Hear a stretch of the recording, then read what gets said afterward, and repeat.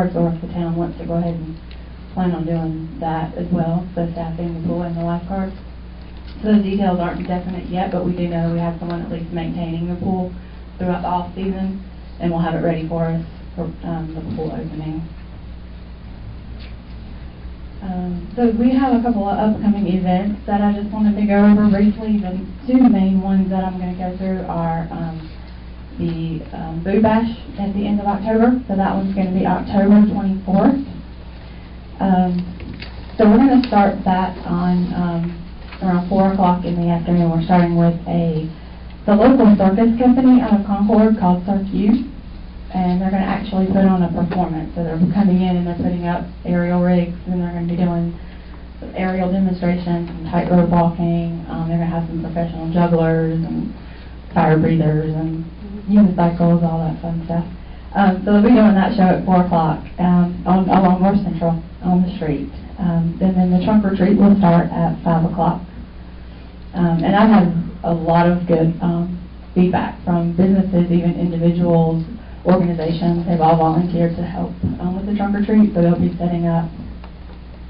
Landis Barber Company contacted me today. Okay. If you'll write him down, his name's Ethan, and I forgot to send it to you. Okay, I know him. Okay, Yeah. you can just get in touch with him. He wants to participate. Okay. Okay, I was on my brain. Okay. And while there's, we're going to try to keep the line on the trunk or treat, kind of spaced out. We'll have the participants through the passive park spaced out as well. So during the time that people might be waiting in that trunk or treat line, the circus people are going to have little pop-up shows here and there throughout the street and in the park as well. They'll be doing balloon animals and, stilt walkers, some tumblers, just to kind of keep people entertained while they're still standing in line for the trunk or treat.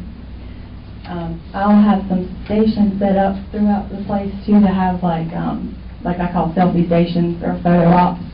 We'll have one kind of like a Halloween background and another one for a fall background, so families can come and take their own photos or selfies and whatnot in these little stations as well. Still going to have a pumpkin patch. Kids can pick out a little small pumpkin to take home with them. Food trucks will be there from around 4 o'clock to 8 o'clock. And then after the trunk or treat's over, we're keeping it going from 5 to 8, just so we have enough time to space out everybody and get everybody through the line. And then we'll end with a movie in the passive park, and we'll be showing Hotel Transylvania 3.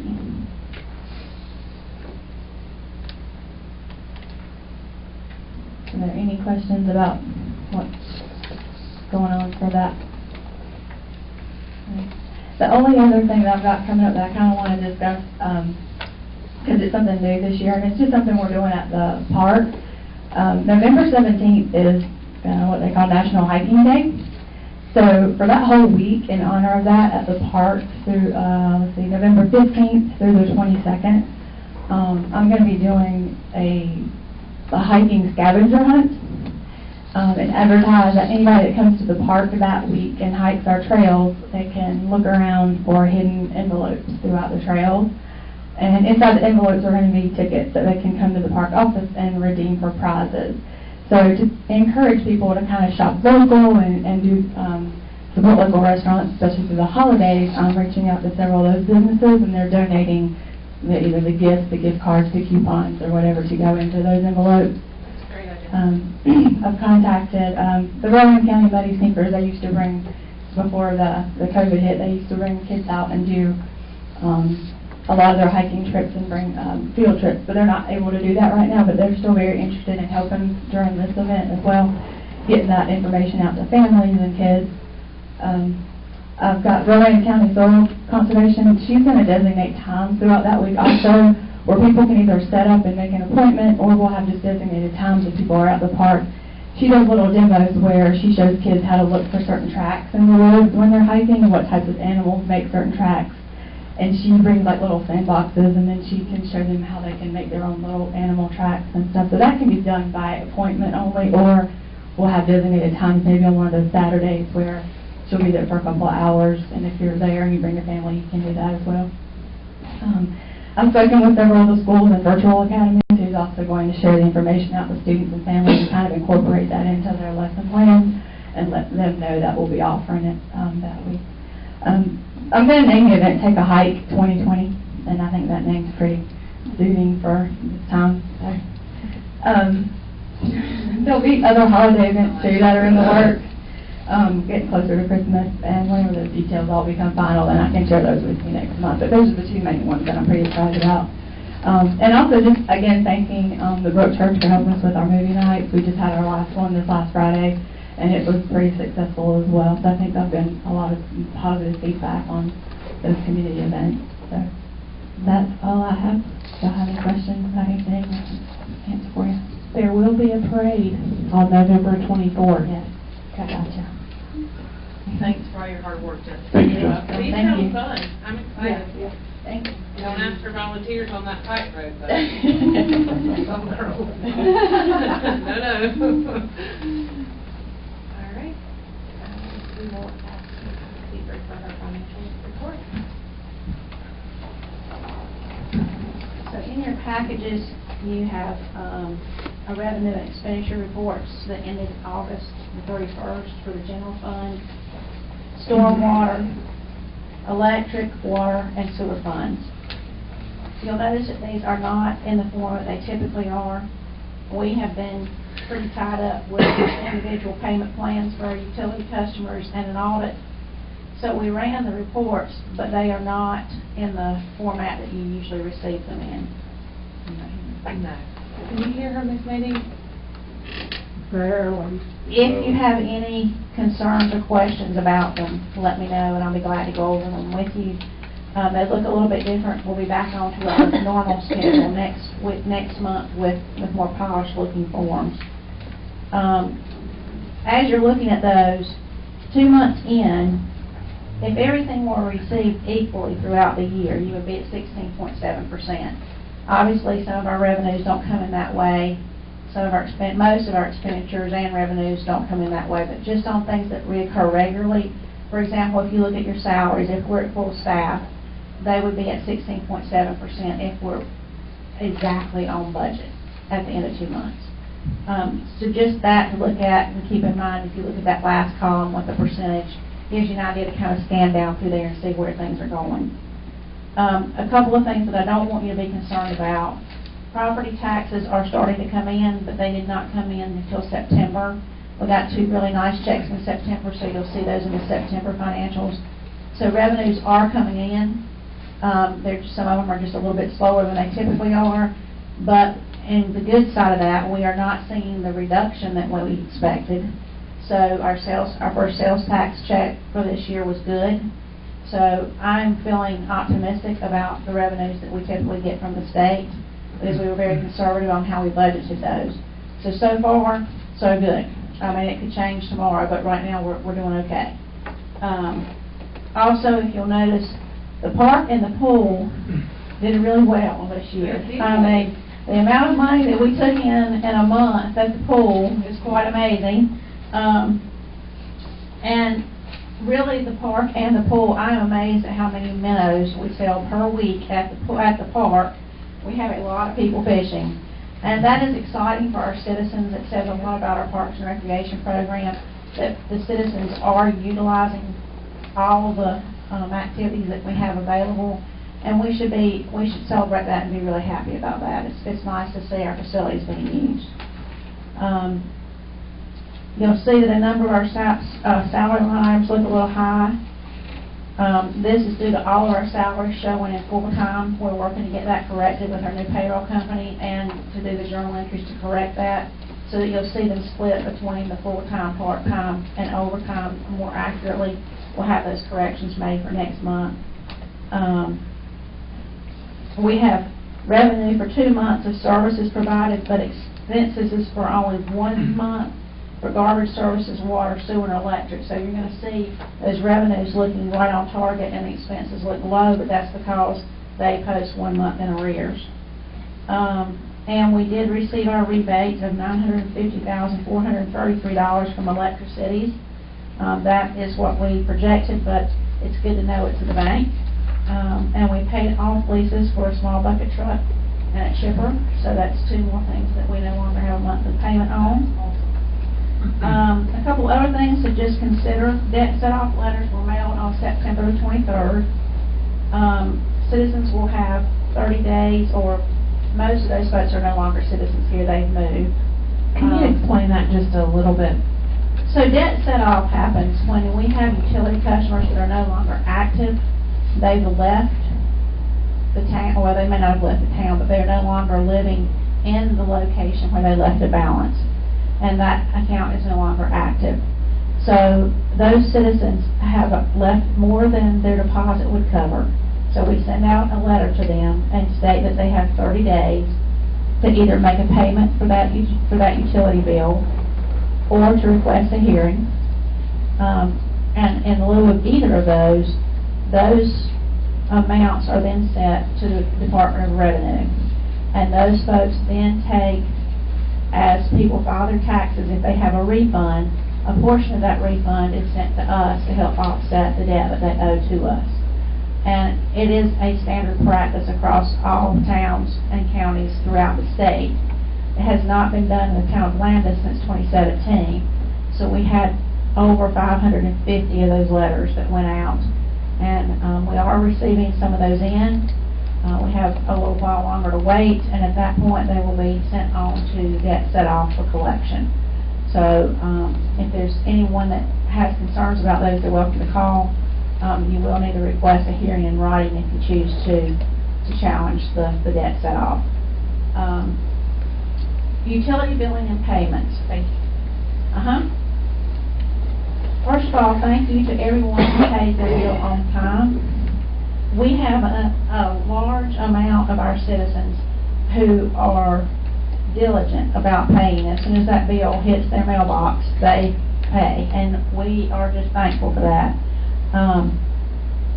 We also appreciate everyone's patience as we work through individual payment plans for our customers that were impacted by COVID. Unfortunately, there is no way for our system to manually be able, or to electronically be able to calculate what each individual payment plan is per person and put that on their bill each month. So for those customers of ours who have a payment plan, what they need to pay each month is different every single month based on what their current utility bill is. And it's very confusing to those customers, and we understand that. So this year, or this month, and hopefully this week, we have made door hangers to go on all 200 of our customers who have COVID plans with the amount that they will owe by October the 25th, so that there will not be any confusion on what they need to pay. There's also numbers listed on there for folks to call if they need assistance with Rowan Helping Ministries, Cooperative Christian Ministries, Department of Social Services. So we're encouraging our people, if they have questions, to hang on. We're sending out door hangers, and you should not have any question as to what you owe this month. And I think that is all I have. We will have those hangers out by the 14th. Anyone in the meantime is welcome to call if they have questions. Any other questions or concerns? Not at this time. Any other Board board members members? have any questions? Thank you, Ms. Seegers.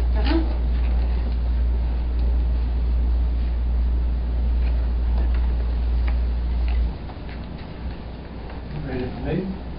Yes, sir. All right.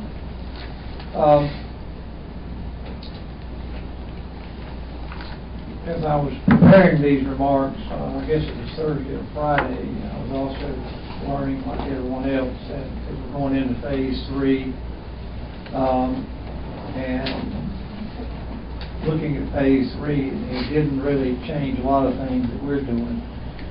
We also found out that the improvements we're going to make with the drop box on the front of the building, the plate glass at the customer service stations, all are projected to be in on November 16th. So is my plan, I hope the board will support it, that we will continue to operate the town hall as we have in the past. I think citizens have largely gotten accustomed to it. We are letting a few more in. We've got a few more people coming in that have to come in and sign up for utilities or whatever. But I think it's working. And so far, we have not had any outbreak or anybody, in town hall. And I don't want to start now. So we're going to continue, hopefully, the week of the 16th, when we get those improvements inside, then we can open town hall back up in a full-time manner. I put some remarks in. She was working on hers, and I was working on mine at the same time. So whatever I'm going to say about utility billing and collection would be pretty much just about what she said. I will say this, though, they have done a great job, and it is a job. And Ms. Seaford can churn it out. I don't know how she does it, but she can churn it out. And these are individualized, having to prepare individualized for 200 people. You just don't do it at the snapping of a finger. But she's also had some good help with staff, and I compliment them. I think we're getting a lot of things done. On occasion, I sit back and I think about what I saw when I walked in the door on January 7th and what I see now, and I'm here to tell you it's a big difference. And everything that has been accomplished has been very systematic, very thorough. Process, procedures are in place, and it's designed that it can go on when I'm gone, or anybody's gone, is there, and that's a compliment. Other folks, and as well. Continue to get complaints from citizens about regarding virtually every type of code enforcement issues. I have reached out to InFocus. They're the group we have a planning contract with. We have 2 part-time ladies who come in, and they have a gentleman who does code enforcement on an on-call basis. I've gotten a contract with them that I plan to go into after this board meeting, if the board does, unless the board tells me not to do it. We will focus initially on some major projects that are of concern. Most of you all know what they are, but we need someone of his knowledge and ability to address the issue, get those documentations to the ladies, and they can send out the notices. Hopefully some of the issues that we're going after, there may be some money coming back that can fund it. We funded $40,000 for this purpose, and we want to stretch it out and get as much as we can done. I think there are a lot of people out there that are proud of living in Landis, and they're concerned about some of the things that are going on, and rightfully so.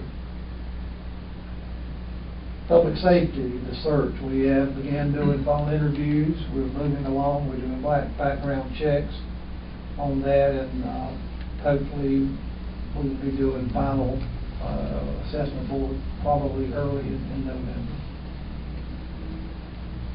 I had a citizen call me the other day about some names on the town's website that were incorrect. I've gone to the website. I must not be looking at names because I hadn't noticed it. But we did reach out to, I have reached out to Electric Cities, and they've got a grant program. I had lunch with a lady, and she's following up almost, not quite daily, but we've had a conference with their communications people, and they've got us on a program to upgrade the website early January. And so I'm excited about that, and we'll try to keep you all abreast of it. That'd be gorgeous. But the names, I want to encourage citizens to understand that we've got a lot of things going on. This utility thing has been a real bugaboo, and we're trying, and if kind of like the guy that said his names are old, if you see something that we ought to look at, call us, and we'll try to fix it. With that, All right, thank you so much, Mr. Becker. And this time we will move to board comments. I will start with Mr. Evercott. All right, Ms. Sells, I don't have anything. Mr. Stewart. The only thing I have is just to reiterate, I want to welcome Mr. Flight, Mr. Dedman, being appointed to the planning board and the work that's ahead of the planning board between now and the end of this fiscal year with the updates related to General Statute 160D and all of that progress that can happen for the town of Landis. I just want to say thank you. As Mr. Barefoot mentioned, there's one full spot available still and 2 alternate spots still available, so if anyone's interested, please let your interest be known. And that's all I have. Thanks, everyone. Matthew. Mr. Boyer has no comment. And now it's me. I just want to thank everyone that came tonight. We appreciate seeing faces again. Yes. We appreciate seeing faces again. It did get kind of boring. I kept talking to these cameras. I wasn't really sure which one. I will tell you that tonight it was not, our YouTube was not streamed the entire time. If you saw me checking my phone, it was citizens saying that it was not on. We do apologize for that.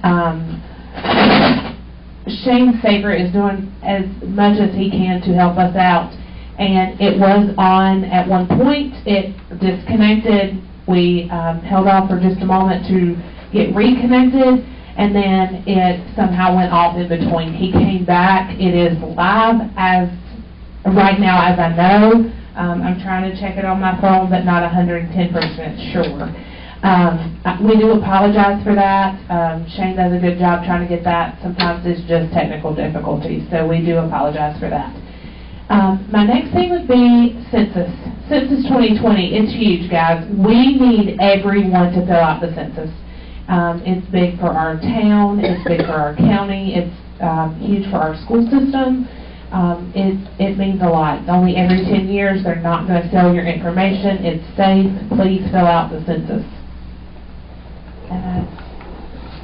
One more thing for Mr. Barefoot. Mayor, I know that there's been some concerns about paving in the Oaks. Yes. That came to my attention before, and we made calls before. But I made a call today to a gentleman who is in the loop to get it done. His answer to me was they want to do it as one contract. When this current 4th phase is completed, which I think is pretty much completed, to get a contractor and get it all done at one time. And I did express to him that it's time to get it done, and he assured me that he will do whatever he can to get it done. Now there's no excuse. I told him if he needed help find a contractor, I was an asphalt contractor, I would do it. So hopefully they'll get it done pretty quick. And I'll keep you posted. All right, thank you so much. At this time, I believe that's all the comments. Hope everybody has a safe week, and be careful. Stay safe with COVID. Mayor, I move we adjourn the meeting. At this time, do I have a second? Second. All those in favor? Aye. Aye. We are adjourned.